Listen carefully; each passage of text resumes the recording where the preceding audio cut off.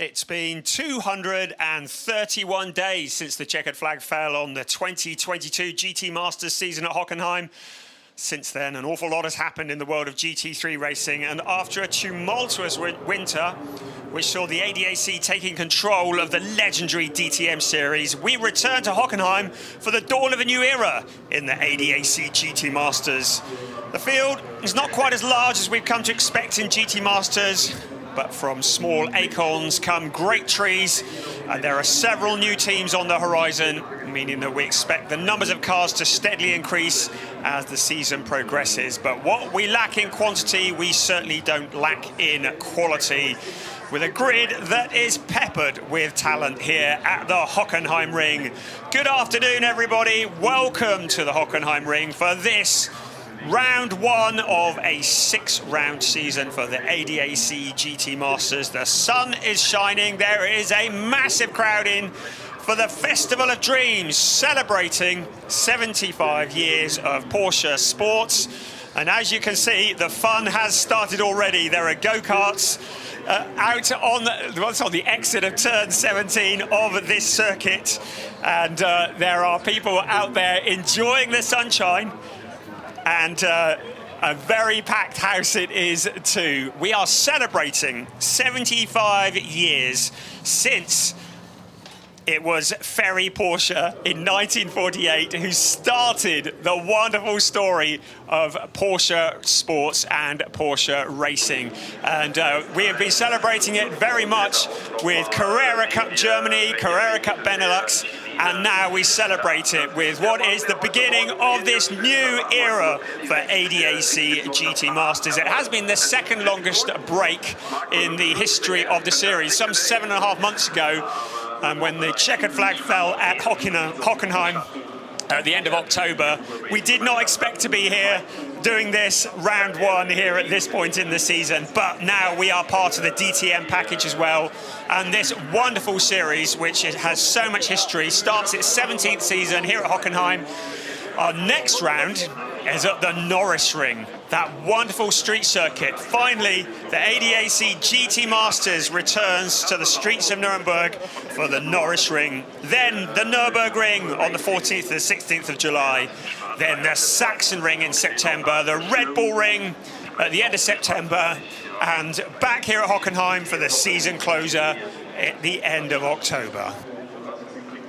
So we look there at Tim Zimmermann. He is the driver who starts second on the grid. We had a great qualifying session this morning. It was an interesting qualifying session in that most of the drivers sat in the pit area and waited until the last few minutes before they were able to put in a time when the track was getting quicker and quicker, and the time started came tumbling down at the end of the qualifying session, and it was Benjamin Heites on his debut in ADAC GT Masters, a vastly experienced driver from Chile, who put the car on pole position, and the car being the Lamborghini Huracan, being run by GRT Grasser, and we welcome them back to the grid. There's Alain Valente of Haupt Racing, and it's great to have Haupt Racing here again this year. Team HRT are the only team that are fielding 2 cars at the moment, but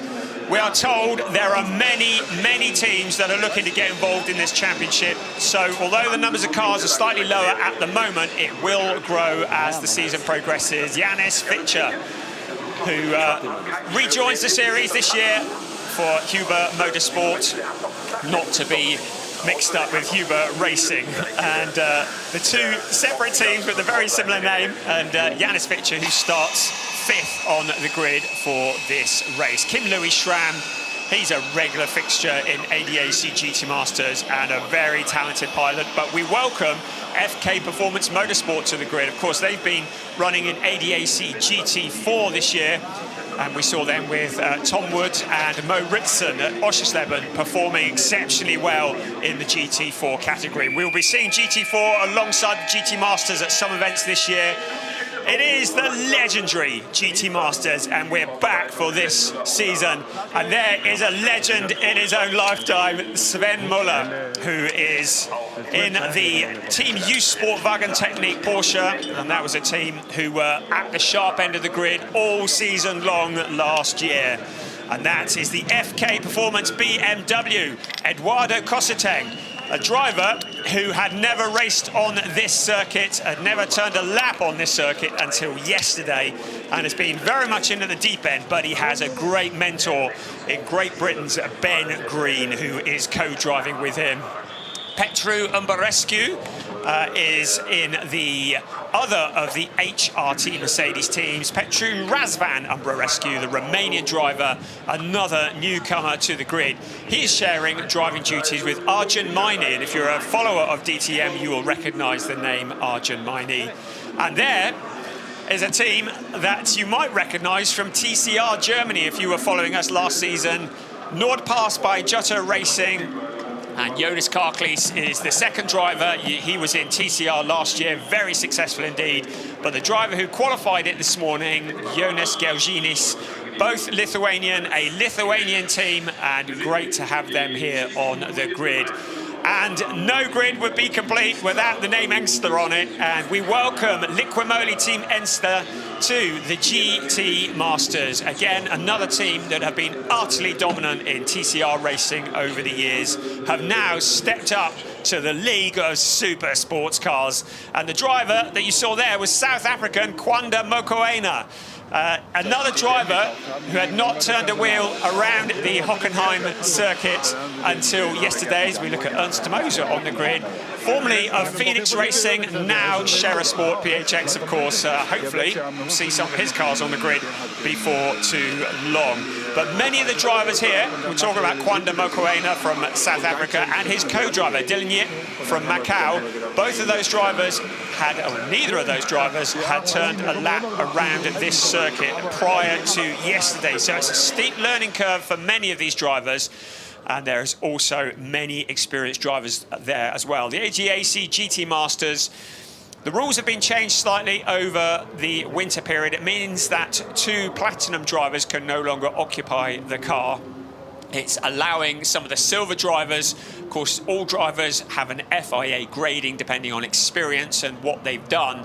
And depending on their grading, they are given a category, platinum being the absolute top, gold, silver and bronze being the lowest category.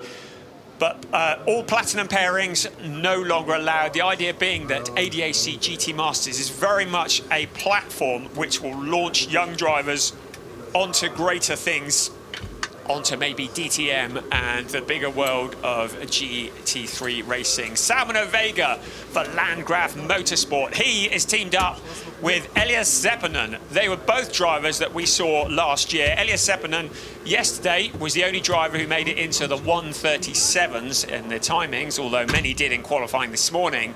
But along with Salmano Vega, they seem to be 2 drivers of very similar styles and skills and will complement each other well. I bumped into them on a track walk late last night and they were very quietly confident. Of course, Salmano Vega having to adapt. He was racing in an Audi last year. This year in a Mercedes AMG, a very different animal indeed. The Audi being a mid-engined car and the Mercedes being a front-engined car. And Salmano Vega taking some time to adjust to that, but getting the job done. There's Kim Louis Schramm, and we've seen Kim Louis Schramm many times over the last few years in ADAC GT Masters, amongst other categories. The driver who has raced, this will be his 56th race in ADAC GT Masters, and his best result was a second place at Zandvoort in 2022 and also a second at Red Bull Ring in 2021. We're looking there at Finn Gersitz, another young driver who comes into the ADAC GT Masters. Now, he is a driver whose main experience has been in prototype racing, a very different concept. And talking to him yesterday, he explained that switching to a GT3 car from prototype racing is quite a challenge. Of course, prototype is very much about downforce, and sticking to the track. GT3 cars are a completely different principle of racing, but he has a great mentor in Sven Muller, a multiple winner in GT3 racing, a driver who knows Porsches inside out. And Sven Muller, along with Finn Gersitz, are together in the Team U Sportwagen Technique Porsche. You can see that the indication has been given to clear the grid.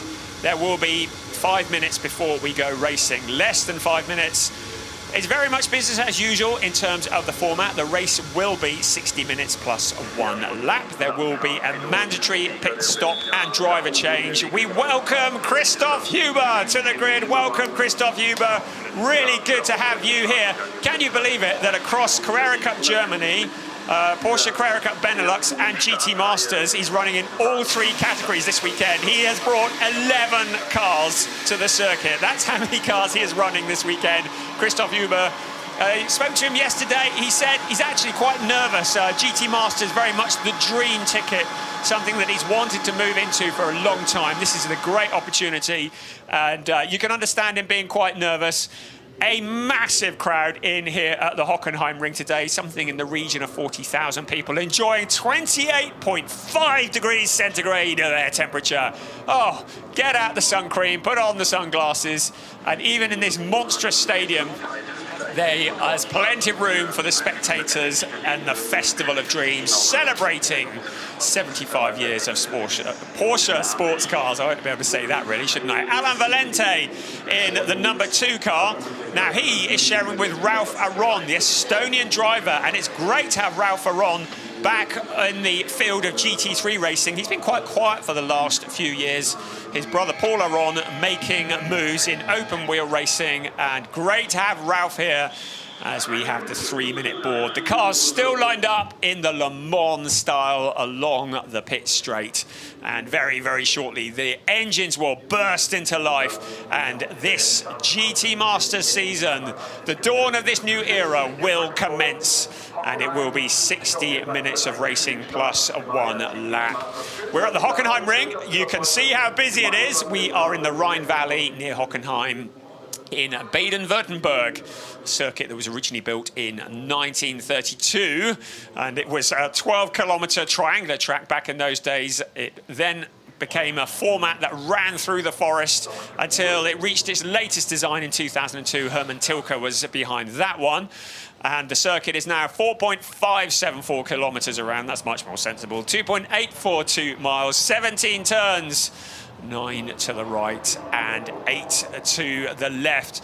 Best overtaking opportunity, well, probably into turn 6, the hairpin. It is the scene of many an overtaking move. It's also the scene of many a controversy. It is a 180-degree turn, the hairpin, and a very, very challenging corner. And any driver who makes a move there is a brave driver indeed. As we look at our pole sitter, Benjamin Heites, and the GRT Grasser Racing Lamborghini, of course the Evo 2 Lamborghini that is with us for this year, the new evolution of that Lamborghini, the second evolution, 5.2 litres, V10 naturally aspirated, and sounds wonderful as it's motoring down the pit straight here at the Hockenheimring. So now, best wishes are being given by the teams, by the co-drivers, and soon the doors will close. 1 minute. Drivers, start your engines. It is time for this 2023 season of the ADAC GT Masters to get underway. It's been a long, hard winter, but we are back, and we are back with a vengeance. The car's looking resplendent in the sunshine here at the Hockenheimring, and very shortly the safety car will pull them out onto the pit straight, and we will be commencing our formation lap. It is, of course, a rolling start, a mandatory pit stop as well. The pit stop window will open 25 minutes into the race, and it will close 35 minutes into the race. That means there's a 10-minute window, and during that period every car will need to visit the pits for a mandatory stop and driver change. There is a minimum pit stop time of 65 seconds. Any team that goes below the 65-second pit entry to pit exit will pick up a penalty. And timing it accurately is everything, because these cars are only ever separated by fractions of a second. So the car's now finally moving. It's felt like a long wait before this GT Masters season got going, but now it finally has. The last-minute shots from the photographers, some great camera angles here at the Hockenheimring. And we look at the number 24 car, the Jutta Racing, gnawed past by Jutta Racing Audi as it gets ready for its debut in GT Masters. Let's take a look at the starting grid, and it was Benjamin Heites who started on pole position, Tim Zimmermann who scored alongside him. Salmon Ovega and Alain Valente make it an all-Mercedes row 2 of the grid. And then row 3 of the grid, Janus Fitcher for Huber Motorsport and Kim Louis Schramm for FK Performance Motorsport in the growling BMW. Finn Gersitz and Eduardo Cosseteng are on row 4 of the grid. It's a Porsche alongside a Schubert Motorsport BMW. On row 5, Petru Umbarescu and Jonas Gelzinis. And then on row 6 of the grid, just bringing up the rear, Kwanda Mokoena on his debut, not only in GT3 racing, but here at the Hockenheimring as well. Some great camera shots. We've got one concealed in the front grille of the car, and it gives you a lovely perspective as the cars circulate around this circuit. Be warned, track 1, turn 1 track limits have been an issue all day in everything that's run here. And any drivers who use a little bit too much track into turn 1 are going to pick up a penalty. It is the Le Mans weekend. We're showing that on big screens around the circuit as well. There is a party atmosphere. This is the Festival of Dreams here at the Hockenheimring, celebrating 75 years of Porsche sports. But now our attention turns to the ADAC GT Masters. It's a Lamborghini on pole. It's a Porsche alongside, and they will be looking to uphold the honour of Porsche at this big festival of all things Porsche. So, up into turn 16 we come, and very shortly the safety car will peel off into the pit lane, and we will be ready to go racing. Out of turn 17 we come. Are you ready? It's the 2023 season of ADAC GT Masters Race 1, and we are go! And it's a great start from Benjamin Heites. He moves high into turn 1, slotting into P2, Tim Zimmermann. The rest of the cars coming round. There's a car running wide. That's Salmon Vega running wide into the corner there. But Benjamin Heites on board, and Salmon Vega looks like he's been hung out to dry just a little bit. All that hard work in qualifying, and he's falling backwards through the field. But Benjamin Heites opening up the gap from Tim Zimmermann, and the rest of the field coming through. Kwanda Mokoeno has also made a move up through, and he's picked up some positions already. We've got challenges for positions already. All the way down through the pack, every driver trying to make up those places. Into the hairpin, under heavy braking. We're looking back at Salmon Vega, and around the hairpin we come. That tricky corner, Vega out very wide indeed. So, the car's settling down. It's Benjamin Heites. What a great start from him, but lots of challenging behind. Tim Zimmermann, and behind him, Alain Valente. There's a driver with a fair bit of experience in GT3 racing. Finn Gersitz, in his first race in ADAC GT Masters, looks on from behind. This is a great opportunity for these drivers to pick up points, because this field will grow as the season goes on. And picking up points now will be critical as the season progresses. So the view looking forwards to Janus Fitcher in the number 25 Huber Motorsport Mercedes. So Tim Zimmermann already looking under a fair bit of pressure from the number 2 car. And in fact, the number 2 car is saying Ralph Aron, but I believe it's Alain Valente. That's right, the screens are corrected now. It is Alain Valente in 3rd place. Alain Valente with Janus Fitcher. Now, Janus Fitcher, vast experience, but coming up behind him, Kim Louis Schramm. So a battle going on behind, and that is taking the heat off Zimmermann briefly, because Alain Valente, not only is he trying to attack, but he's also trying to defend. Janis Fichter, Kim Louis Schramm, behind them is Finn Gersitz. Now to the inside goes Kim Louis Schramm, and the move is just about made. Kim Louis Schramm in a BMW. It's an unusual territory for him, but he's getting used to it. And through the hairpin we come, and there's contact. So it is Alain Valente who goes spinning. Valente pointing in the wrong direction. Finn Gersitz, well, you can see him shaking his head.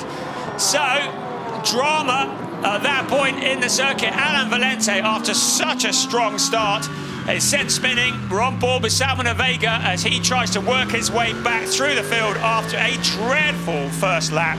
And as expected, Alain Valente and Finn Gersitz are under investigation because of that incident that saw Alain Valente pointing in the wrong direction.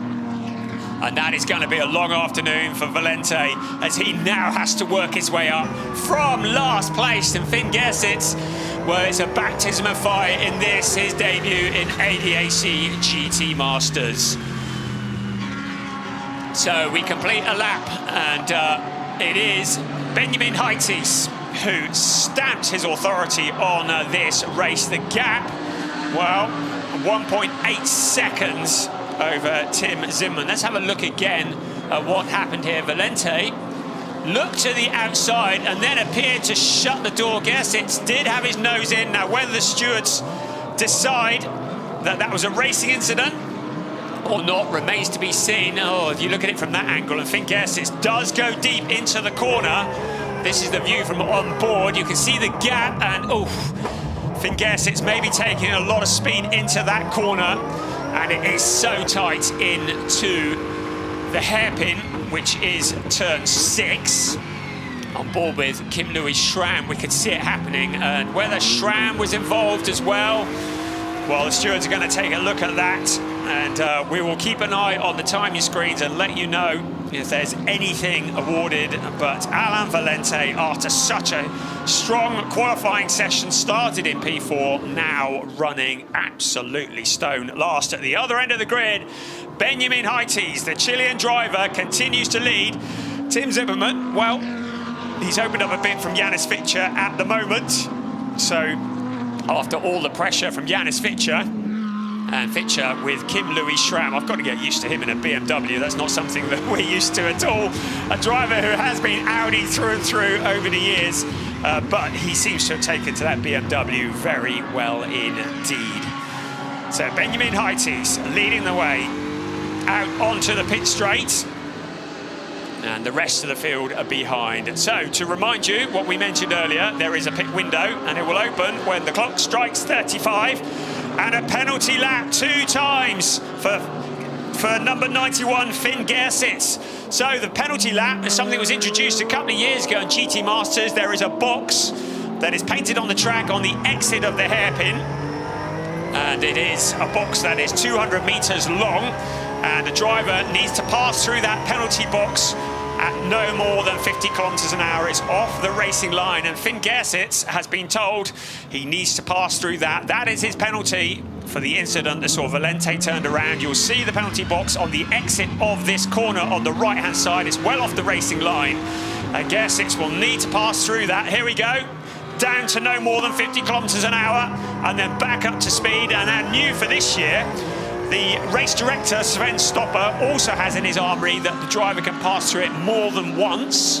And that is exactly what has been awarded to Finn Gersitz for this incident. He's steamed in, certainly nothing malicious, probably enthusiasm, but Finn Gersitz, the German driver for Team US Sportwagen Technik, certainly heavily involved in that. So he's going to have to visit the penalty box a second time the next time around. And it's a great tool in the armoury of the race director. The days of drive-through penalties that used to wreck a race completely, well, now those drive-through penalties are saved exclusively for the most serious of offences, and the race director using the penalty box instead.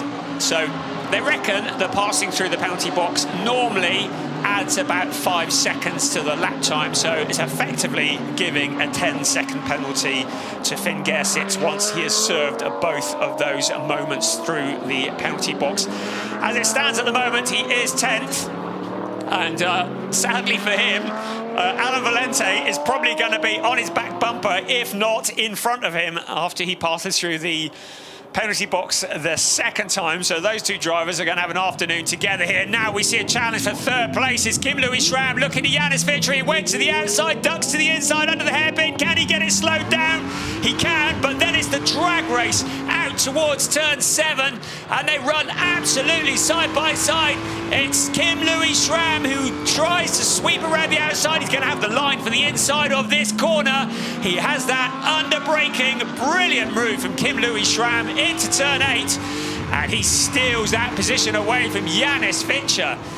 Kim-Louis Schramm, who is taking to the BMW like the proverbial quack quack to the water, and he is through and into that third place. Great stuff there, really good move. Let's have a look at it again. He goes to the outside, Fischer goes to block, and then he ducks back to the inside. The dummy is well and truly sold, and then the brave bit around the outside at turn 7. It's a really fast corner that's taken pretty flat out, and that gave him the line into turn 8 under the heavy braking. He had the inside line, and through he went. Thank you very much. I'll be having some of that.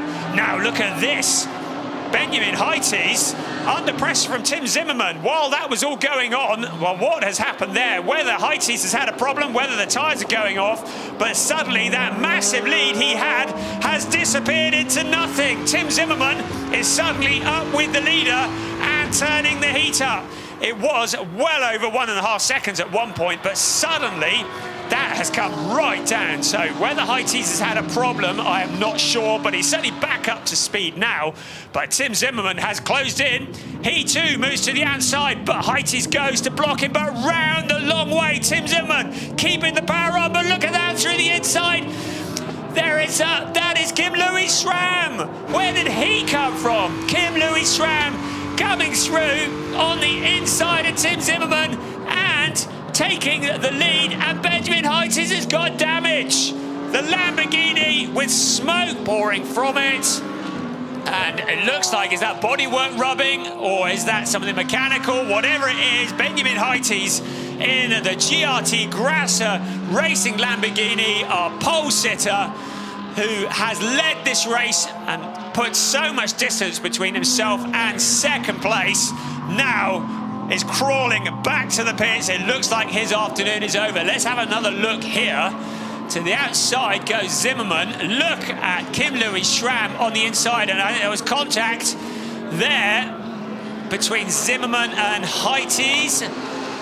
But look at this from Kim-Louis Schramm. What an opportunistic move. Now just looking to see how much contact there was. Quite significant contact between the GRT Grasser Lamborghini and the Zimmermann Porsche.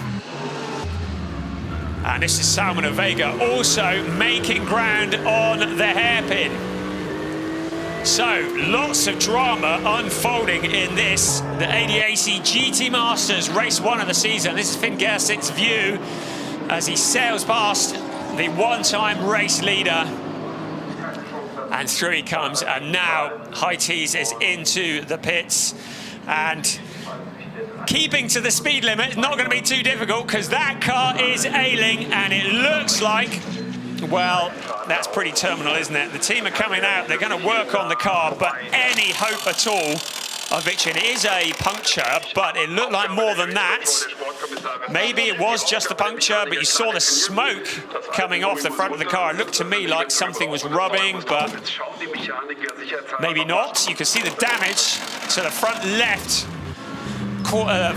wing, and we're looking at a replay here, and no further action. So the race stewards have looked at it and decided that it was a racing incident. So Tim Zimmermann, if he was worried, then all is well, and it looks like maybe it was just a puncture then. There's an awful lot of smoke for just a puncture. I say just a puncture, I'm not driving the thing, but he rejoins Benjamin Heites. It's important to finish this race because points will be paid to every car that finishes this race. It's points down to 15. There are only 11 cars in the race, so everybody needs to take the opportunity to score points while they can, because there will be more cars in this series by the time this season finishes. At the moment, well, Kim Louis Schramm, hats off to him. He's come through to take the lead. Tim Zimmermann in second place, Janus Fitcher in third. The 1, 2, 3 running together, then a gap back to Eduardo Cosseteng, who is learning Hockenheimring the hard way, really, in at the deep end. Great drive also from Jonas Geltinis in 5th place. And then behind him, Salman Vega, who is coming back to the inside in the hairpin. After that awful lap 1 for Salman Vega, he is through. Following in his wake is Petru Razvan Rescue in the white car. And they have relegated Jonas Geltinis down 2 positions. So lots of places changing, and Jonas, well, it's a very different discipline to any kind of TCR racing. Both he and his co-pilot have been TCR racers, and this is a very different kind of discipline. Learning it on the job, as they say. Great job to Kwanda Mokoena, who's made up a couple of positions as well, up into 9th place. But this is the man of the moment, Kim Louis Schramm, who crosses the line as the race leader, opening up a bit of a gap from Tim Zimmermann. Janus Fitcher just behind, the first 3 having broken clear. The gap, well, it's about 0.5 of a second between each of the first 3 cars. And this is the view from Salman Vega, currently in 5th place, now going to use his experience to home in on Eduardo Cosseteng. It is BMW versus Mercedes. And in the very pretty gold and white Mercedes, Salman Vega, who was driving the Audi last year, learning what it's like to have the Mercedes power he used yesterday to great effect to learn how to drive this big monster, and has been getting quicker and quicker with every practice session. Having a little look to the outside, it's a much bigger car than the Audi was as well. He's lining up Eduardo Cosseteng, a driver who is learning as he goes, but learning from his mentor, which is Ben Green, last year's junior champion in ADAC GT Masters.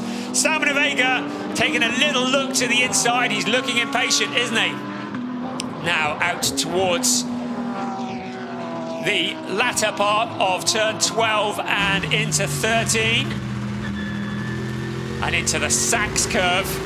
Eduardo Cosseteng has his mirrors filled with Salman Vega. He sees the gap on the inside. It's a slightly banked corner. It allows the driver on the outside to carry more speed around out onto turn 16. But now Ovega to the inside onto the pit straight. It's the pure grunt of Mercedes versus the pure grunt of BMW. It goes the way of Mercedes. And Salman Vega steals away 4th place on his way back from that dismal opening lap of the race, but now working his way back up through the pack. And Eduardo Cosseteng relegated down into 5th place. So along the pit straight they come, out towards turn 1, looking back at the Cosseteng car. So there is our one-time race leader that's just gone through. Now a lap down, Benjamin Heites, but there is our, I would say, new race leader. He's been there for a couple of laps now, hasn't he? Kim Louis Schramm in the BMW. Well, he's not leaving Tim Zimmermann behind, is he? Now, to remind you, temperatures are high here. The track temperature is 51 degrees. And that is going to have a big effect on the tyres. The rubber that these drivers are running on has to last the full hour. And we are, well, we've still got 43 minutes left of this race, plus 1 lap. So looking after the tyres is a critical situation here in these temperatures here at the Hockenheimring. So Kim Louis Schramm, now that he's in front, needs to look after the car, needs to look after the tyres, because Igor Velilko will be taking over from him once the pit stops are done and dusted. And he needs to have some rubber with which he can go on and win this race. Tim Zimmermann in the 92 car, sharing with Jackson Evans. Great to have the New Zealand driver back on the grid We've seen him in Carrera Cup here, supporting the ADAC GT Masters package. And we saw him last year at the Red Bull Ring briefly as a guest driver, but here doing a full season in the Huber Racing Porsche along with Tim Zimmermann. So the car's just settling down a bit now, and our race leader continues to be Kim Louis Schramm. We have about 7.5 minutes before the pit window opens, and then of course it could be all change. Great to have Petru Razvan and Brarescu here, the Romanian driver in the Team HRT Mercedes, and that was Samuel Vega locking up a little bit into the hairpin. Now, what did we say about looking after the tyres? Tyre changes are not permitted unless you have a puncture. And there is Finn Gersitz just working his way back up through the pack, and he is fighting with Kwanda Mokoena. Tyre changes are not permitted in ADAC GT Masters unless there's a puncture. So if you flat spot your tyres, you have got to carry that flat spot and all the vibrations that go with it all the way to the end of the race. And that can make some awkward conversations with your teammate when he jumps in the seat, because he inherits whatever driver number one has done to the car. So Kwanda Mokoena learning. He was so excited when we spoke to him yesterday evening, just looking forward to getting out there. A driver who is having to learn this on the job, and someone who has no previous experience in this type of racing, and certainly no experience around the Hockenheimring either. And he, with the tuition of Engstler and Luca Engstler, along with father Franz Engstler, are teaching this driver, along with Dylan Yip, his co-pilot, how to race in GT3 racing, and he is absolutely loving it, the driver from Johannesburg.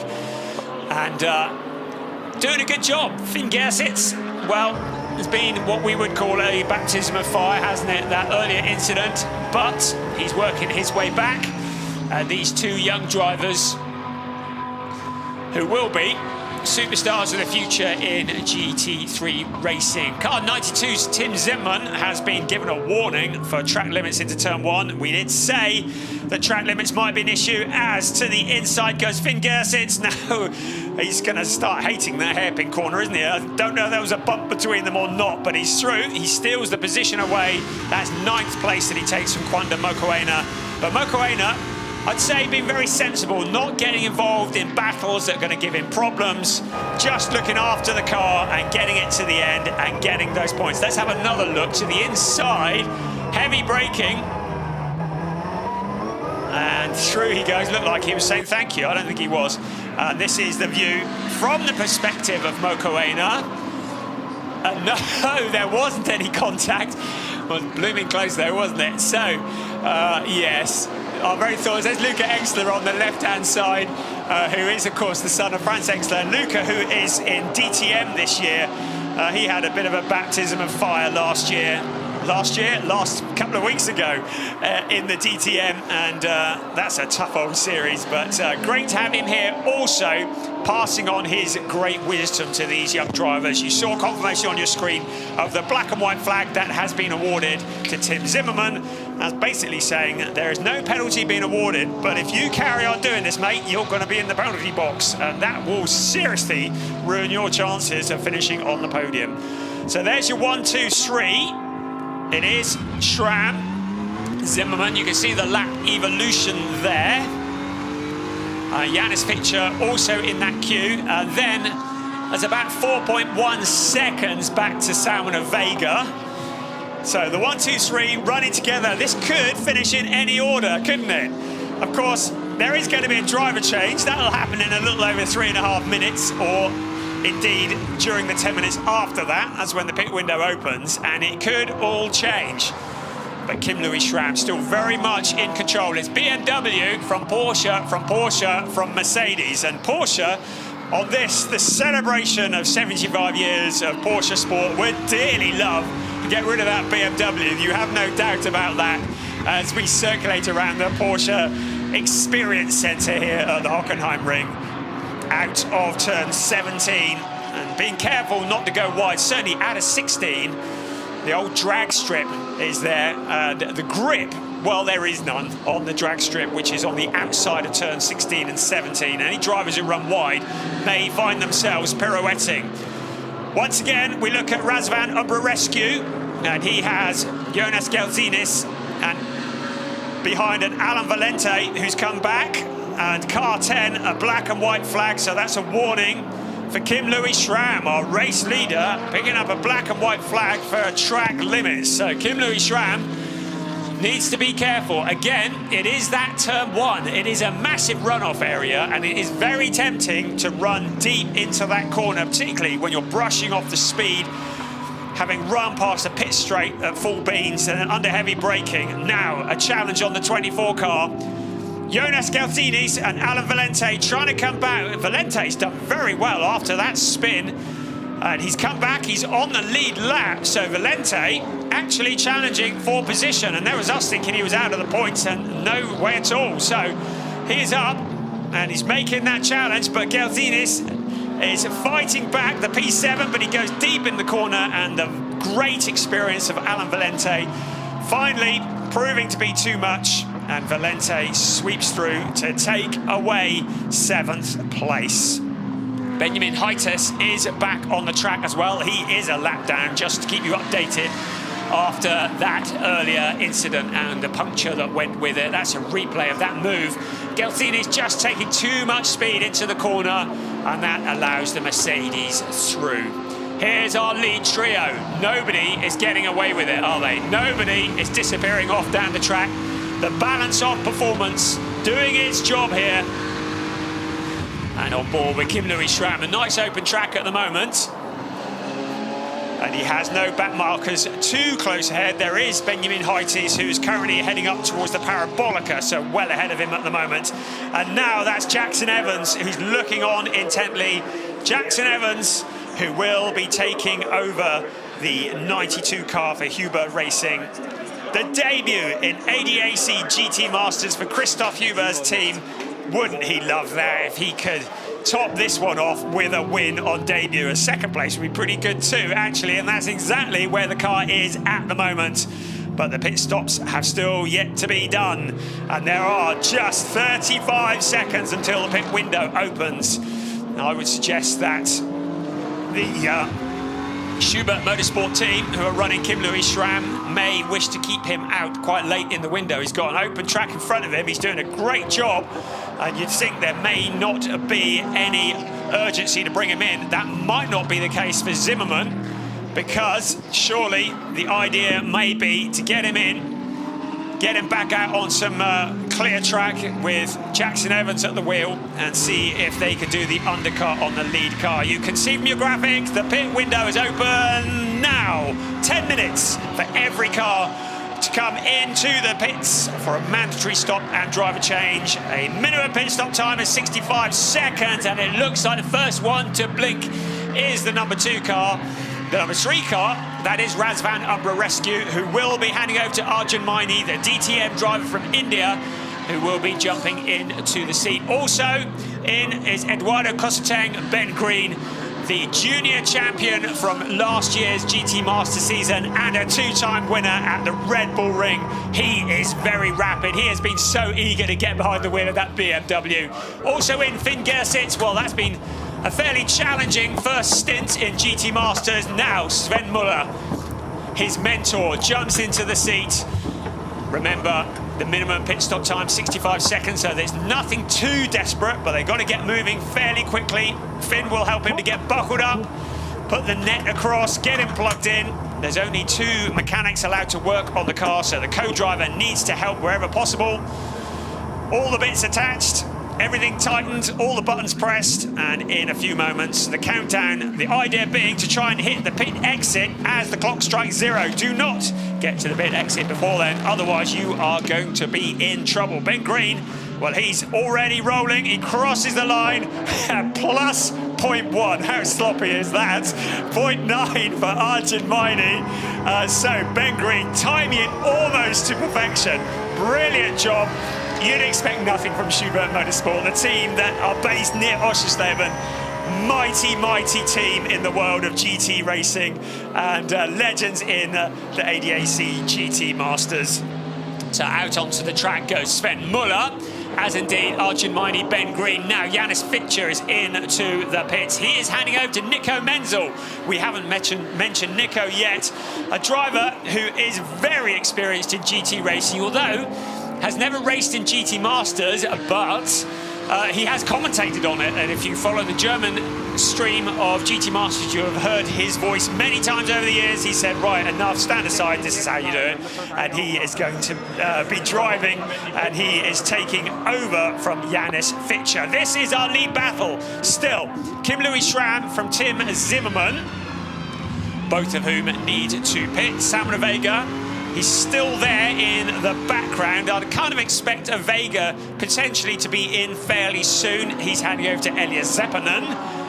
But Kim Louis Schramm still has an open track in front of him and still ahead of Tim Zimmermann. You get the feeling that maybe the 92 Huber Racing Porsche is potentially the quicker of the two. Still the fastest lap of the race has been Alain Valente, and Kim Louis Schramm has been consistently quicker than Tim Zimmermann, but that is on account of the fact he's had an open track in front of him. And you do wonder if Zimmermann can get past, whether he might actually be able to do something and pull away. But of course, getting past is one thing, isn't it? And into the pits comes Zimmermann.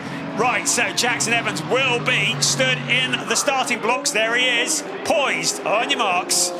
Not allowed to come out until the car is stationary in the pit box. Now keeping to the speed limit, which is 50 kilometers an hour. Tim Zimmermann for Huber Racing. Christoph Huber, is it possible that this mighty successful team can take a win on their debut? Right, here comes Jackson Evans. Opens the door, helps Zimmermann out. So now they get in, no seat insert required because drivers are of a similar build, these two are.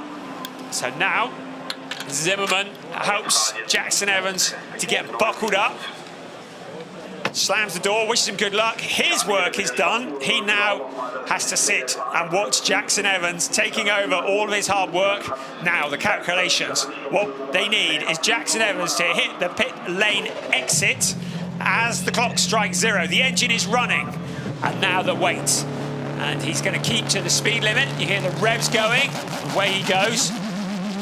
Bit of tape on the pit box there, but he hasn't picked that up right. And a little bit sloppy, actually, 2 seconds. Well, it is the first time that they've had a pit stop for this team in the GT Masters. So 2 seconds, not what they'd hoped for, because they're going to need to make that up on the track and more if they want to get past this car here. So Kim Louis Schramm looking pretty comfortable at the moment. So Jackson Evans is going to have to do something pretty spectacular on the outlap and the laps that follow if he wants to jump Kim Louis Schramm in the pit stop stages. And here comes Schramm, going to be handing over to Igor Veliko. Igor Veliko, who has won in GT Masters, and he had Jules Gounon as his mentor. He had 2 wins with Jules Gounon in 2021, so he does know what the top step feels like of the podium. But I think the nerves are here now. He's taking over the lead car from Kim Louis Schramm. Schramm is out, Veliko in. The same routine. So Schramm coming at the halfway point of the pit window, perhaps not staying out as long as maybe we had thought. There's Jackson Evans. Now, where is Jackson Evans? He's quite a long way back. He's into turn 12 at the moment. Now he's heading up towards turn 13, the Sachs curve, the banked corner. Now he goes towards 14. The engine is running, and Igor Veliko is out of the pit lane, and it looks to me like he is going to retain the lead and some. That slightly slow stop for Huber, not helping in the way they'd hoped. So out comes the number 10 car, and it's very much as you were. Alain Valente is currently the race leader, ahead of Quando Mokuono, but of course they have yet to make their stop. So Jonas Karklees has jumped into the number 24 car, taking over from Jonas Gelsini's team Jonas. And Elias Seppänen has taken over from Salman Ovega. Almost called him Yusuf Ovega. That's his older brother who's in DTM. So good job. Now Elias Seppänen in that Mercedes, keep an eye on him. He is a driver. He was in the Junior Mamba last year. And he has been getting quicker and quicker. Team Landgraf have taken hold of him. He's an ex-Formula 4 winner, and he joined the GT Masters last year and got better and better as the season went on. He was teamed up with Frankie Bird last year, and this year, Salman Ovega, and he has really bonded with Salman. But the two of them together, potent combination, and Elias Seppänen could easily be having plans to move forwards from here, because he has learnt the skills and he knows exactly what he's doing behind the wheels of that Mercedes AMG, as he now hones in on the car in front of him, which is Nico Menzel. Still, Valente and Mokoena are to make their pit stop. That's very wide out of the corner for Igor Velilko. So there, what will be first, second, third, fourth and fifth. Once the lead duo have pitted, they've still got, well, another couple of minutes in which to do that. So still our leader at the moment, Alain Valente from Quanda Mokoena, but they are yet to pit. But this is going to be an interesting battle. Elias Seppänen, Nico Menzel in front of him. Now Nico Menzel, a driver who has lots of experience in motorsport, has very much been a key person in the Nürburgring 24, has won in categories in the Nürburgring 24-hour race. He knows the Nordschleife, but Hockenheimring ain't no Nordschleife, that is for sure. It's a very different discipline as Elias Seppänen now closes in on that Porsche. We're looking here at a replay of Elias Seppänen, and nice slow-mo of the number 48 car as the pit window is about to close. Right, Quanda Mokoena is into the pits. He's going to be handing over to Dylan Yip, another driver who had not turned a wheel around the Hockenheimring or indeed in a GT3 car prior to this weekend. So I should think the heart will be racing. So Quanda Mokoena tear him out of the car. Dylan Yip jumping into the seat. Great to have him here. And now Mokoena helping Yip to get buckled up. The driver who's listed from Macau for Liquimoli Team Exler, making his debut. His career in the ADAC GT Masters starts in just a few seconds. Right, number 2 car is into the pits as well. So Alain Valente handing over to Ralph Aron. So now all the cars either are or have pitted, and away, keep to the speed limit. Away goes the Engsler car. 3.4 seconds loss, and not especially tight on the pit stops, but better that way than a visit to the penalty box, which is what you get if you go below the minimum pit stop time. So with all the pit stops done and dusted, it is Velilko who leads. But Ben Green now putting the pressure on Elias Seppänen. So we were saying watch out for Elias Seppänen, but Ben Green has come charging through in the BMW. For Schubert Motorsport, he knows that car inside out. He is very rapid. I need remind you not that he is last year's junior champion in the ADAC GT Masters. He is one of the very few drivers in the history of this series to have won back-to-back victories on the same weekend. That's what he did last year in the Red Bull Ring, and mighty dominant he was too. Ben Green has his eyes on the title this year. He is not here to make up the numbers. And he knows that Schubert BMW. This is a great view from the perspective of Elias Seppänen, of that mighty monster coming through and stealing that position away. And Elias Seppänen, who was looking good to move forwards, has suddenly found himself relegated down the order by Ben Green. Igor Velilko leads the race, but now Jackson Evans has closed in on the leader. This is first and second running together. We wondered if this might be the case. Jackson Evans, he knows Porsches inside out. That is the new Porsche for this year, based on the 992. It is the Porsche 911 GT3, our latest generation. It is 565 brake horsepower.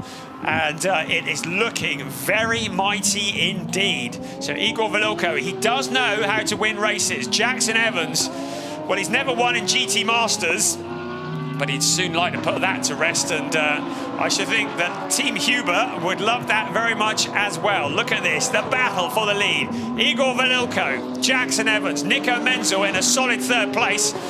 Although Ben Green might be knocking on his door shortly, because 2.2 seconds is the gap between Menzel and Green. We'll keep an eye on that, but very much the battle we're focusing on is for the lead. Igor Velilko, Jackson Evans running as one on the track. Now, what can Jackson Evans do? The balance of performance means that there is no great difference between these cars. They are utterly different concepts. You have the front engine BMW, you have the rear engine Porsche, completely different concepts of cars running as one. Now, along the pit straight they come.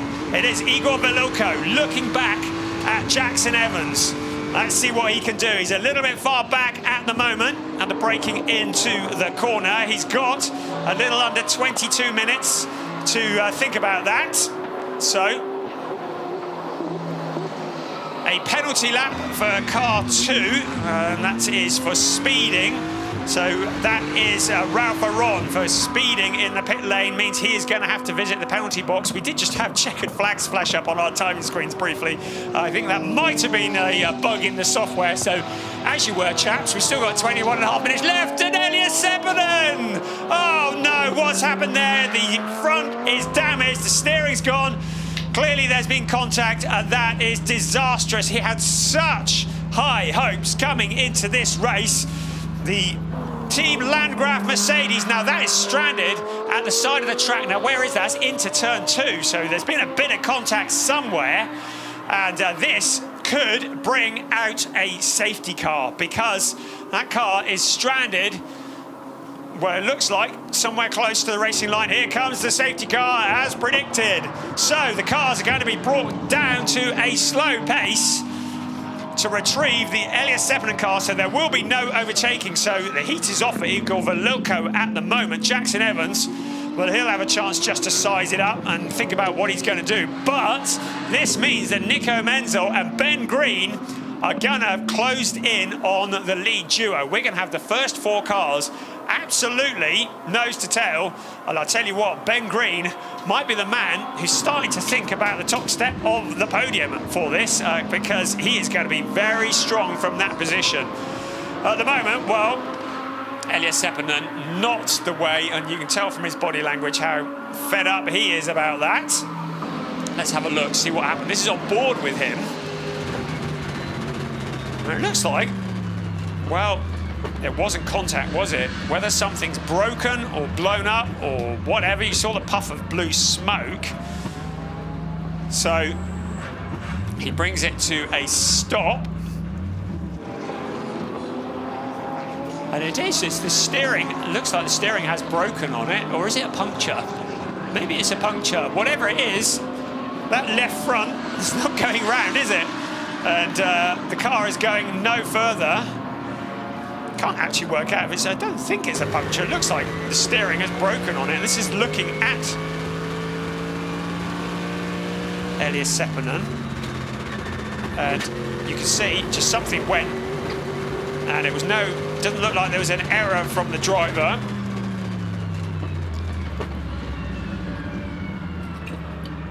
He brings it to a stop, and that sinking feeling in his heart.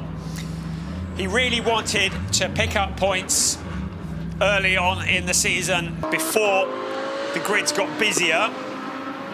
But that's not going to happen in this race. He gets to do it all again tomorrow. Shut the door. So it'll be tomorrow that Elias Seppänen will be the driver who qualifies the car. And it will be Salman Vega who gets to take it over from him as he wanders off have a think about it. That's Quanda Mokoena and Luca Exler just debriefing. What a great mentor to have. Luca Exler, he has a real passion for bringing new talent into the sport, for training them. He said there was no other way to go. We didn't want to put them in TCR, we didn't want to put them in anything else. We wanted to get them into a GT3 car and teach them how to do it, and that's exactly what he's doing with Quanda Mokoena, who was buzzing yesterday and could not wait to get out on track. He's done a good job. Dylan Yip has taken the car over, the number 7 car, currently in 9th place. And again, we'll be learning the wisdom from Luca Exler and everybody in Liquimoli Team Exler. The truck currently putting in hot laps down the pit straight, coming to get the stricken number 48 Elia Zeppelin car, the Finnish driver who comes into this season very much as a contender for the championship.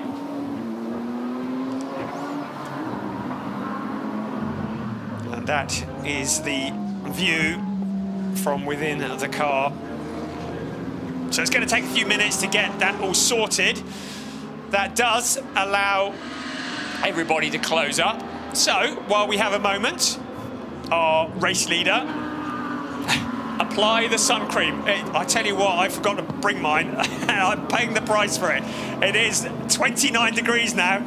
Can you send some up here, please? Thank you very much. Right, yes, where were we? Yes, it's less than 17 minutes remaining on this race. It's Igor Velilko who leads in the BMW, the number 10 car for Schubert Motorsport, the legends of GT racing and of GT Masters. In second place, Jackson Evans on Huber Racing's debut in the Porsche. In third place, Nico Menzel making his debut in GT Masters, but certainly not his debut in GT racing. In fourth place, Ben Green, the British driver, who is in the number 20 FK Performance BMW. He was in Schubert last year. Let's not get those mixed up. But he knows the BMW M4 GT3 inside out, and he will be very strong from that fourth place. In fifth place, Arjun Maini in the HRT Mercedes, and he's not to be discounted from there. Alan Valente, after the earlier dramas in the race, in the other of the HRT Mercedes, is currently in sixth place and very much in contention as an awful lot of money's worth of Mercedes gets levitated into the air. Careful, chaps. In seventh place, Sven Muller in the Team U Sport Wagentechnik Porsche. In eighth place, Jonas Karklis making his debut in GT Masters in Norderpass by Jutta Audi. And then Marco Mappelli in the number 63 GRT Grasser Racing Lamborghini. And he has taken over from Benjamin Heites, our pole sitter, but is on the lead lap. So when all's said and done, on all the dramas and traumas, we've only lost one car, and that's the one that is currently floating onto the back of a truck. Everybody else is on the lead lap, so this is going to be a real dash for the cash at the end of this as we look at Dylan Yip in the number 7 car running in 9th place, the Liquimoli Team Exler Audi. So good to have Exler, who've taken the plunge, got themselves a couple of Audis, and are now part of the GT Masters grid. And Luca Exler, who raced in GT Masters last year, has now moved on up to DTM. And the Team Exler crew looking on and ready for all eventualities. That's what wet tyres are used for. You won't be needing those this weekend, that's for sure. Weather forecast is for more of the same for the whole weekend. If we wake up tomorrow and it's chucking it down with rain, it's not my fault, okay? So the cars are circulating behind the safety car. Of course, important just to keep the temperatures in, the tyre temperatures in the window. It's taken a bit of a time just to get this Zeppelin car out the way. It's a big, heavy old beast, that Mercedes. Weighs 1,285 kilograms and 6.2 litres of V8 engine with 550 plus horsepower.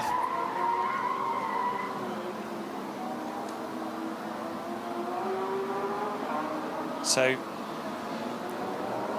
the car is now, give everybody a lift back while you're at it.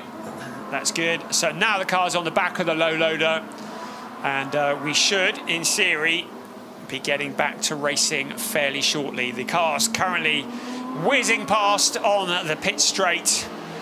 Igor Velilko leading the way, and of course he's quite happy for this safety car to stay out as long as it wants to, because that's less time he's going to have to defend from Jackson Evans. I like the fact that we keep the camera running. There's a lovely perspective. It's the perspective the driver never wants to have, but doing a three-point turn to get the truck into, and that wasn't a puncture, was it? It was a broken steering arm that has seen the demise of that car. Now, may have been through contact early on, or maybe not. Right, notification, safety car is in on this lap, so they can get it through that gap as quickly as possible, because car's currently on the parabolica heading up towards turn 6, the hairpin, and the lights will go off on the safety car as it reaches the final sector of the track, and at which point Igor Velilko will back the field up, and it'll be his job to try and catch Jackson Evans snoozing. He'll want him to be with a foot on the brake just as he's putting his foot on the accelerator. So we are into less than 12 minutes plus 1 lap of this race remaining. That's a great view from the front grille of the Schubert Motorsport BMW, followed by the Huber Racing Porsche, then the Huber Motorsport Porsche, not to be confused, and then the FK Performance BMW. If I called it Schubert earlier, I apologise. Ben Green and Schubert, I kind of got to separate them in my mind, really. Right, here we go then. Igor Velilko backing the pack up. Look at them, all chomping at the bit. They are all on the same lap. What you see is exactly where they stand. We are going to have a little over, well, it'll be 11 minutes plus 1 lap of racing that is about to commence, because the safety car is into the pits, and now Igor Velilko has hit the accelerator. Out into 16 they come, quite deep into turn 17 and along the pit straight. And once again, we are back under green flag conditions. Igor Velilko leading the way. Nico Menzel looking very eager in third place, trying to get that second place. Now, this is Marco Mappelli on Dylan Yip, and that seemed to be a fairly easy move for him. Dylan Yip still learning very much the ropes. Look at Ben Green on the outside of Nico Menzel. Now heading up towards turns 3 and 4 along the flat-out parabolica. This is going to be the opportunity to pick up a slipstream, pick up positions, but there is the heavy braking of the hairpin at the end of it, where it could all go wrong.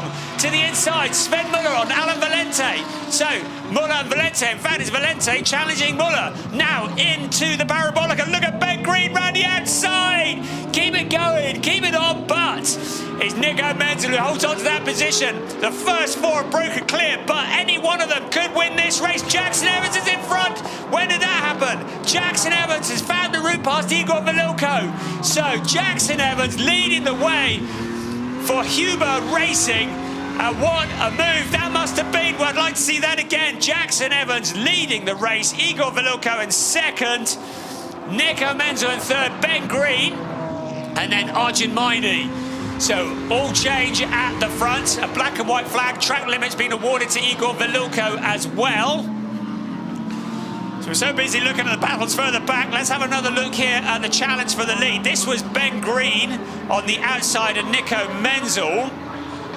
Him trying to go round the long way, and it was to the inside that Jackson Evans went on the exit of the hairpin, and it was flat out down towards turn 7. And what a move from Jackson Evans. So potentially a race-winning move, because he's relegated Velilko down to second place, and Velilko is going to have his mirrors full of Nico Menzel. What a great move that was from Jackson Evans. Absolute textbook there. Tim Zimmerman looking on. you can see how much this means. And I should think there'll be tears shed at the end of this if they can carry on. Now look at Ben Green, and he's past Nico Menzel, so Ben Green up into the podium positions. We told you he'd be strong in that BMW. Now heading towards the hairpin once again, under braking Menzel, trying to cut back on the outside. Look at Sven Muller on the inside of Arjun Maini. Sven Muller past the Mercedes, so Sven Muller in there as well. Nico Menzel trying to fight back on Ben Green. But Jackson Evans has broken clear of Igor Velilko. 8 minutes remaining of this race. It's Evans from Velilko, from Menzel, and Ben Green from Menzel. And those are the first 4 places. That's a replay of Sven Muller and Arjun Maini.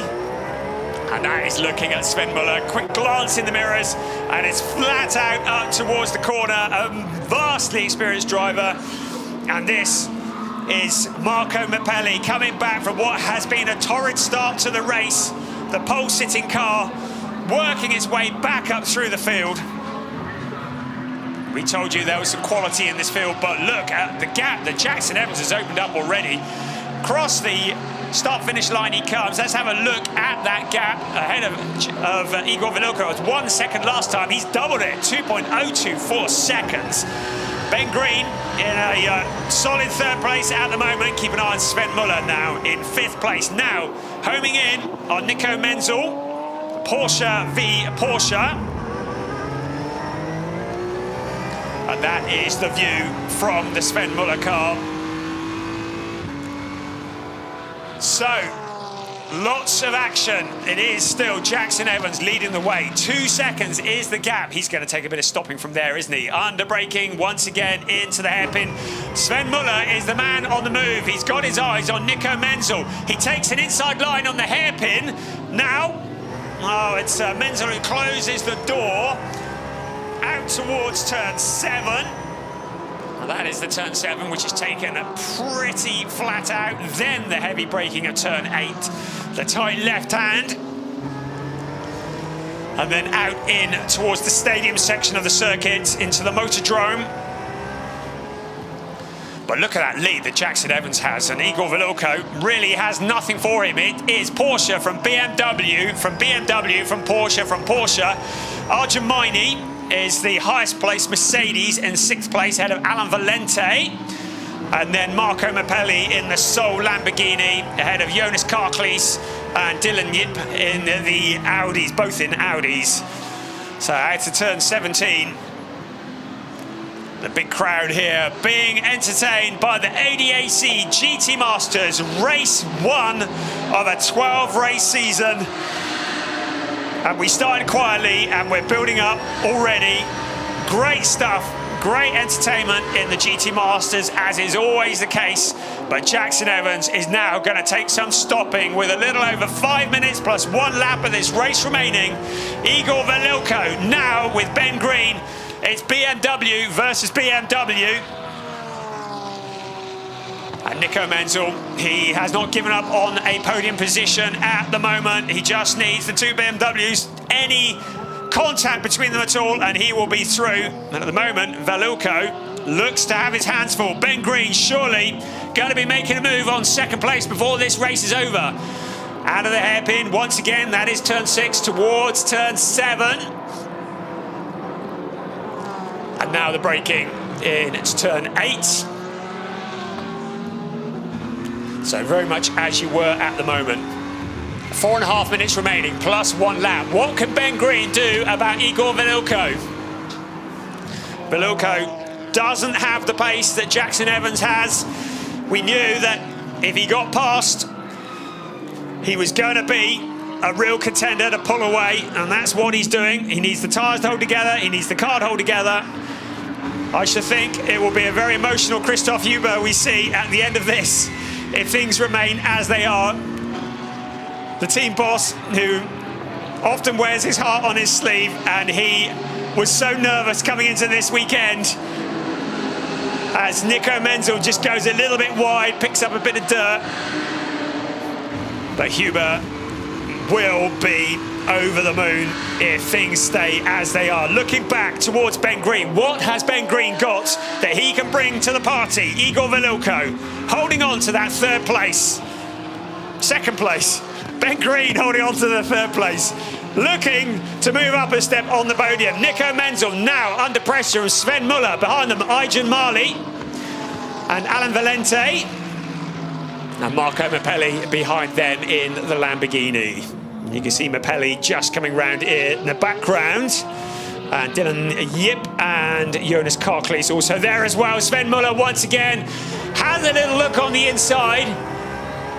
But Nico Menzel has that faster line around the hairpin. We're looking at the evolution, and it is, of course, Ralph Aron, not Alan Valente. I beg your pardon, our timing screen still say Alan Valente. It is Ralph Aron who's at the wheel of the number 2 car as we look at a replay of Sven Muller and Nico Menzel. And Nico Menzel round the outside, just holding on to that position. So just to reiterate, in the number 2 car, the timing screens are saying Alan Valente. It is, of course, Ralph Aron, the Estonian driver who's at the wheel of the number 2 car, a very experienced pilot. And he is the driver who's closing in on Arjun Maini. There is our race leader. And the gap as they cross the line, waiting for that, is 4.6 seconds. So Jackson Evans has really stamped his authority on this now. Igor Velilko nearly 5 seconds behind with his mirrors full of Ben Green. Ben Green has less than 2 minutes plus 1 lap to find a route past the identical BMW in front of him.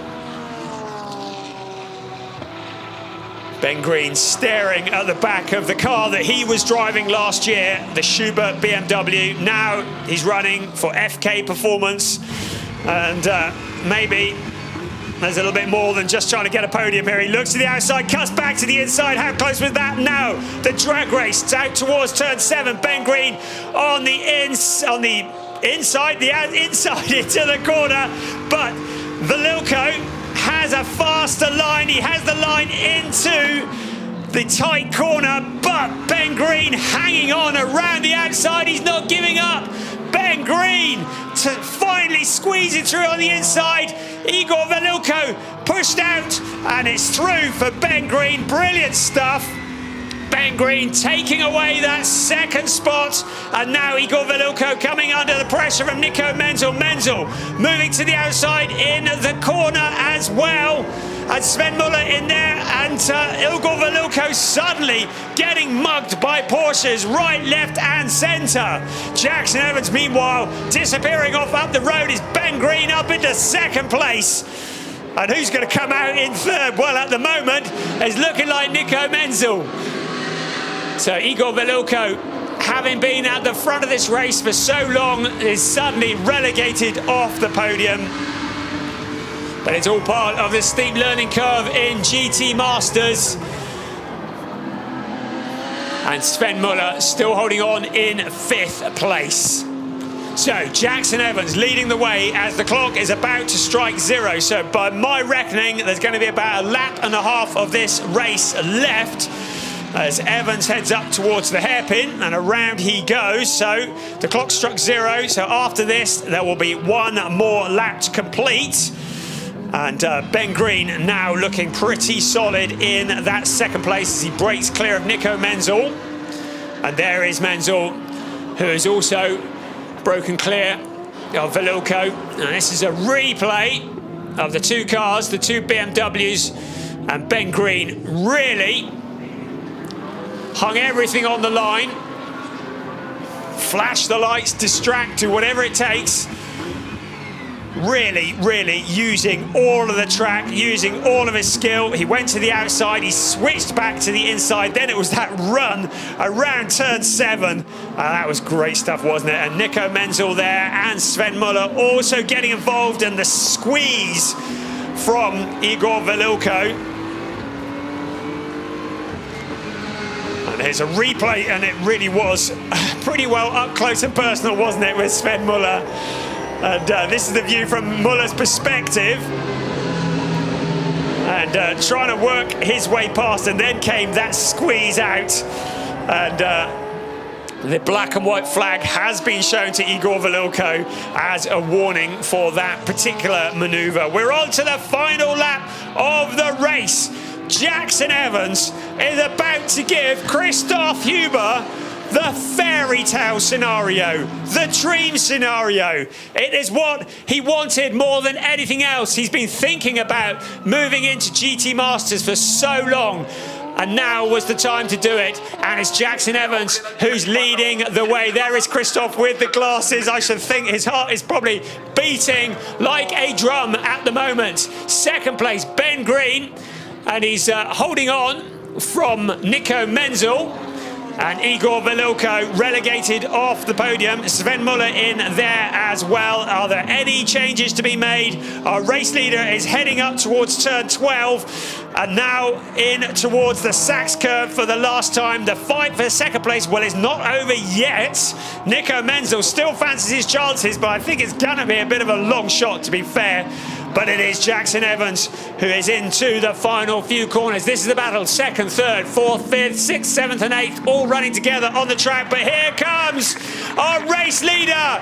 It is the dream scenario for Christoph Huber, because Jackson Evans and Tim Zimmermann win race one of the season in the ADAC GT Masters. It's Porsche winning at the Festival of Dreams. Ben Green in second place in the BMW, the junior champion from last year in the FK Performance. BMW in second, and another Porsche in third. Nico Menzel for the other Huber team, for Huber Motorsport in third place. But celebrations. The Huber racing team, they bought 11 cars. There are 11 different cars racing this weekend in different categories here at the Hockenheimring, the most they've ever bought. And it is the dream scenario for Jackson Evans and Tim Zimmermann in the ADAC GT Masters. And Tim Zimmermann looking very happy indeed, quite rightly. There is the winning car. They started second on the grid and made the move when it counted. Brilliant stuff for the number 92 Porsche. And the crowd here under the blue skies at the Hockenheimring, thoroughly entertained here as we take a look after 35 laps of racing. It is Huber Racing with the dream start in GT Masters. Tim Zimmermann and Jackson Evans at the wheel. Eduardo Costeng and Ben Green in second, ahead of Janis Fischer, Nico Menzel, Kim Louis Schramm and Igor Velilko, Finn Gerstitz and Sven Muller. Then it was Arjun Maini and Petru Razvan Ambarescu. And then in seventh place, Alain Valente and Ralph Aron, who took over from Valente in the second part of the race. Marco Mappelli and Benjamin Heites are pole sitters, doing well to come home in eighth place after that earlier incident. You can see the points there as they cross the line, and that's what the point situation is. Of course, it's all to play for. So it will be Jackson Evans and Tim Zimmermann at the top of the points. Of course, the drivers who score 1, 2, 3 in qualifying also get points. So pole sitter gets 3 points, second gets 2, and the third gets 1 point. And those are the rest of the points scrolling through. Of course, tomorrow, the 1, 2, 3 will have a penalty, a success penalty. So the winner, the number 92 Evans and Zimmermann car, will be carrying an extra 20 kilos. Ben Green and Eduardo Cossetang will be carrying an extra 10 kilos. And third place, Nico Menzel and Janis Fischer will be carrying an extra 5 kilos. They won't carry it in qualifying, but they will in the race. The success penalty that is awarded, and that is the penalty. If you will go and finish on the podium, that's exactly what you're going to get as the drivers arrive in Parc Fermé. And the dream start for Huber Racing, winning on debut in the ADAC GT Masters. Phenomenal stuff. There's Eduardo Cossetang, the driver who shares with Ben Green in the FK Performance BMW. And Ben will be delighted with that. He hasn't seen the podium since his back-to-back wins at the Red Bull Ring last year.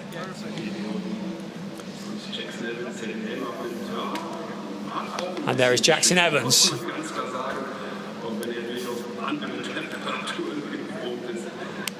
So congratulations from Tim Zimmermann. So, yes, indeed. That says it all, really, doesn't it? Nico Menzel and Janis Fischer. And that's Menzel. A celebrity in his own right. A very famous father as well, Christian Menzel. Taking a well-earned drink.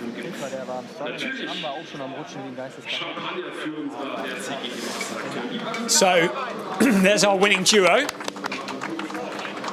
So Jackson Evans, who was the 2019 Porsche Junior, has known nothing but Porsche for many, many years. We saw him in Carrera Cup Germany in 2019, and he finished in 6th place in the championship in that.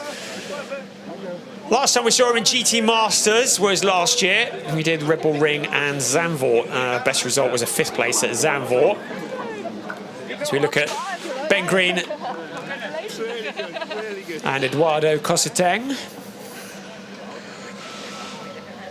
So a slow-mo of a moment that Christoph Huber will be playing in his mind when the lights go out tonight. And there he is, celebrating with Tim Zimmermann. The dream scenario. And there is Jackson Evans, embraced by his teammate. So thoroughly entertaining stuff from the ADAC GT Masters. You don't need 30 cars for a good race. It won't be long before the grids are crowded again in the GT Masters as this new era continues to grow and grow. It's a great start, some thoroughly entertaining racing here at the Hockenheimring. 2 Porsches and a BMW on the podium.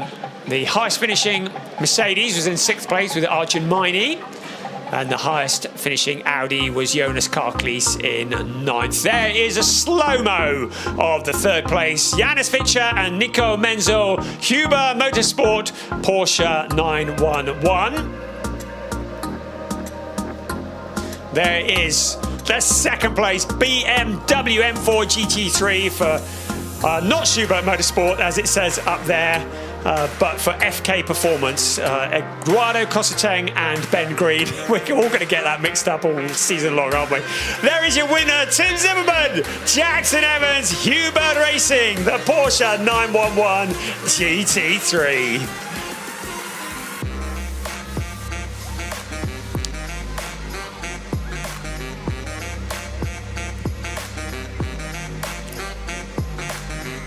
So 2 Huber named cars on the grid, not related. You had Christoph Huber there with the glasses. In 3rd place was Reinhard Huber, of course a successful racer himself, and that is Huber Motorsport. So 2 different Hubers sandwiching Ben Green, the FK Performance BMW, ruining the Porsche party.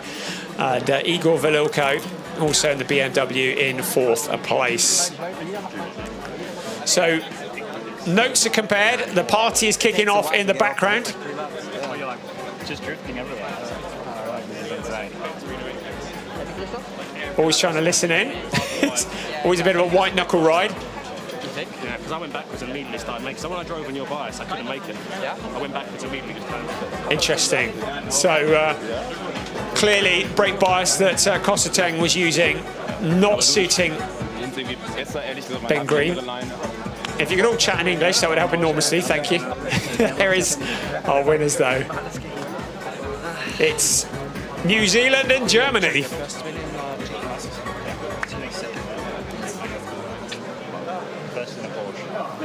So there we go. There's your confirmation.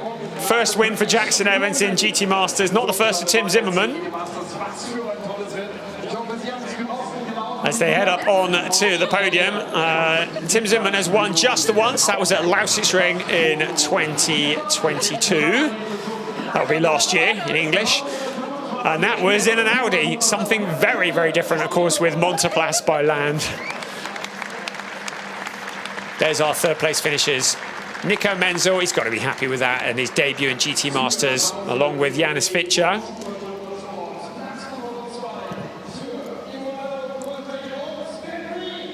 Eduardo Cosateng and Ben Green to the second step on the podium.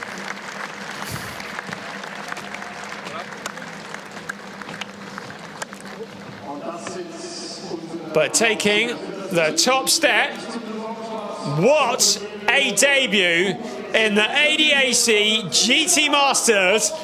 Huber Racing has arrived. It means business. Jackson Evans and Tim Zimmermann winning race 1 of the season here at the Hockenheimring. And here comes Christoph himself. An absolute legend in the world of GT racing. Has been so strong in Carrera Cup Germany and Benelux over the years, now in GT Masters. So now it's time for the national anthem.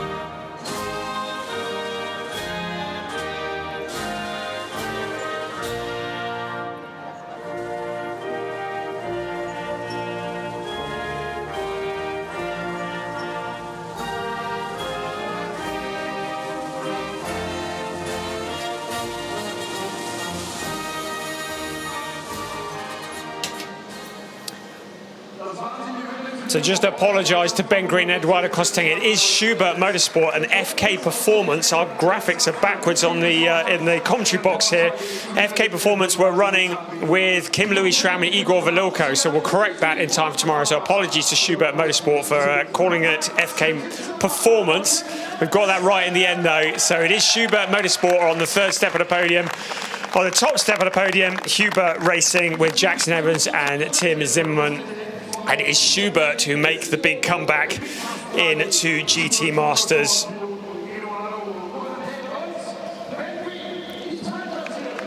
And Eduardo Cosateng and Ben Green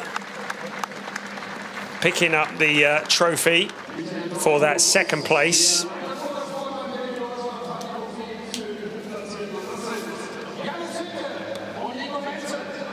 And there, the third place going to Huber Motorsport. Great trophies here at the Hockenheimring.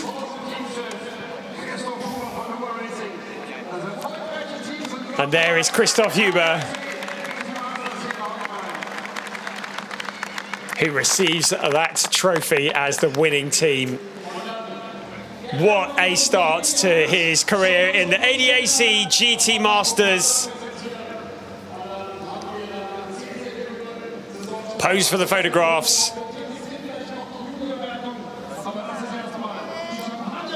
The crowd thoroughly entertained and the celebration starts. Look at that, pure joy in the ADAC GT Masters. That is race 1 of this 12 race season. And we get to do it all again tomorrow. Race 2 will be tomorrow afternoon. Qualifying will be tomorrow morning at 9 o'clock local time. And race 2 of the season will be at 1 o'clock local time. It is race 2 of this 12 race season. From here, we will head to the Norris Ring in July. But before that, one more race tomorrow from the Festival of Dreams. This has been the ADAC GT Masters Race 1. We'll see you tomorrow. Bye-bye.